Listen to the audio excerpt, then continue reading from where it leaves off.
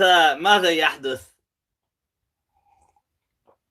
What do I think of Imran Nazir Hussein?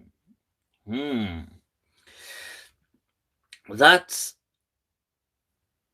right.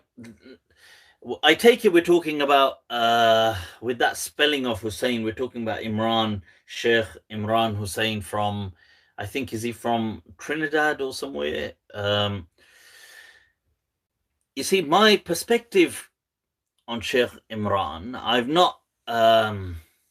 kind of, I've not closely watched a lot of his material. I've seen some, and I've got the kind of gist of, or my personal take on him. It may be inaccurate, but you see, I feel that he's very preoccupied with the kind of the apocalypse culture, the kind of doomsday culture um, that everything is very doom and gloom in the perspective of people like Sheikh Imran Hosein. That's my take, that's my understanding. I could be wrong about this, but that's what I feel Sheikh Imran Hosein preaches. Everything is to do with the end of times. It's all to do with the Antichrist, or I know he has a different take as well on the Antichrist and the return of Jesus and things like this. But everything is about that kind of ascetic, give up the world, do this, do that. And I'm very opposed to that kind of a mindset. I believe that religion, and Islam especially, is not and has never been about this kind of doom and gloom approach. To me, Islam is about optimism. It's about kind of seizing the day. It's about living, fulfilling your potential.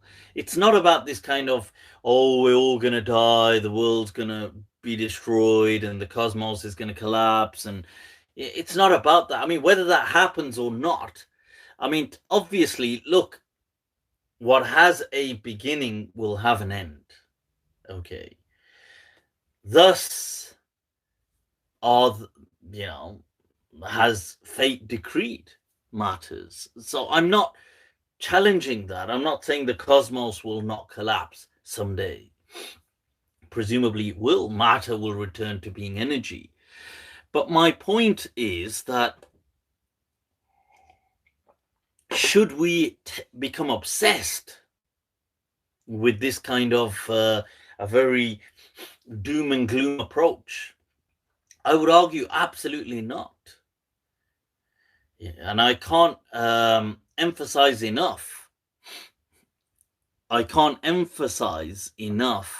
the hadith of the Prophet ﷺ, where he said that if the hour was to come upon you and you are planting a plant, or you are eating a bite of food, a morsel of food, that continue to do so. Man kana minkum yazra falyazra. Let him continue to plant. Why? I mean, if the world was coming to an end, why would you be so worried about a plant? And it's not about that. It's about the mindset. Okay, it's about that kind of carpe diem, that kind of, seize it. There is a hadith, although it's probably not authentic as a hadith, but the meaning is still very true, where it says that al-ayyamu thalatha, that days are three, that yawmun madha, that a day which has gone, and lan tudrika minhu shay'an, you will never be able to recapture, wa yawma ghadin, and tomorrow, la tadri atudriku am la, you do not know whether you shall reach it or not. Wa yawmun anta fi, and a day in which you are here, present, the present. Faghtanimhu, seize it. And that is, to me, an amazing message.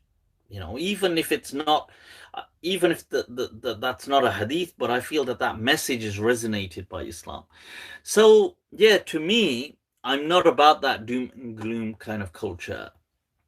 I feel that we need to be more optimistic, because the problem with this doom and gloom culture is it does fuel death cults.